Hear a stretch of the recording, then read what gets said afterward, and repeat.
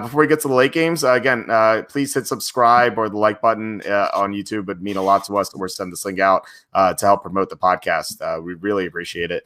All right, we have 3 late afternoon games. The first one is the Giants at the Rams. This line open up Rams -10, and it shot up all the way to 13. So who do you like this game? Oh, man, I don't like myself for liking the Giants in this one, but I have written down right now. And part of it is just the line moving 3 points and being this high. It just doesn't seem right to me. Like, I know the Giants are bad, but and they couldn't keep up with the banged-up 49ers. They lost by 21. And, you know, the Rams probably should have won and covered against Buffalo, but got screwed by a phantom PI call late in the game. The Rams have allowed 18 points per game to NFC East opponents with better offenses than the Giants. So there's all these things going against the Giants, but I still think this number is too high just on the off chance that the Giants kind of hang around and the Rams keep them at an arm's distance, and then Daniel Jones gets some sort of garbage drive at the end of the game to, you know, cut the deficit to like 10 or 11 points. Like, I could totally see that happening because I do think that there are enough passing weapons in the Giants offense that they can move the ball at least a little on the Rams secondary, because the Rams were beaten pretty badly by Josh Allen last week. Granted, that's a better and more well-rounded offense, but I still feel like the Giants should be able to move the ball. They just haven't yet, and they've turned it over too much. But if they avoid turnovers, I feel like they'll be able to cover this. Now, I have no confidence in this, so I'm not going to bet it.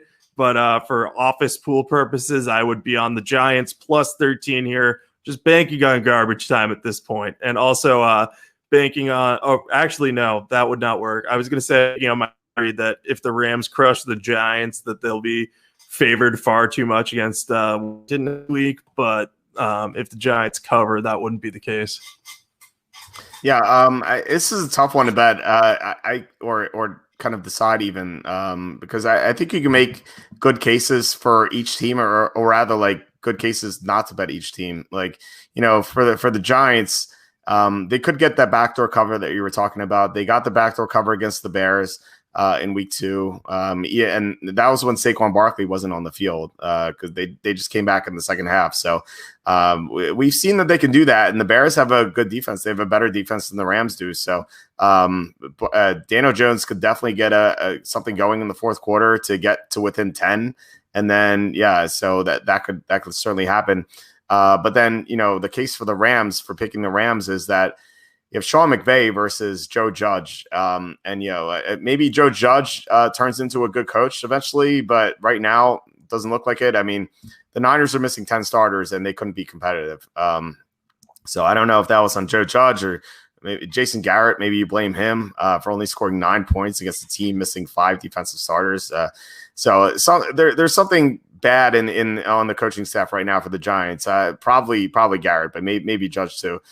So, you know, the Rams have a tremendous coaching advantage. And then you also have to wonder how many turnovers Daniel Jones is going to commit when Aaron Donald's bearing down on him. So this could get very ugly. This could be 31-0 by halftime. You know, on the other hand, the Giants could cover, like I said. So right now I'm going to take the Giants plus 13. This is a high number. The advanced line was minus 9.5.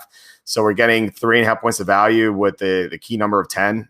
So that's why I'm taking the Giants. But depending on what the injury report looks like, I might switch to the Rams. So I'm not very confident at all, as you can tell. Yeah, this is one of my least favorite picks on the slate. I just hate double-digit spreads against, you know, teams that I feel like at least have something good about them. But at the same time, the Giants have just not been well coached. I think your coaching argument makes a ton of sense. It wouldn't surprise me if the Rams won this like 42-3, and it wouldn't surprise me if the Rams won this 31-24 and the Giants cover. But I mean, I think either way, I would be surprised if the Giants win, but I think a cover's not out of the question. So I'm with you on the Giants here, but this is a no bet for me for sure.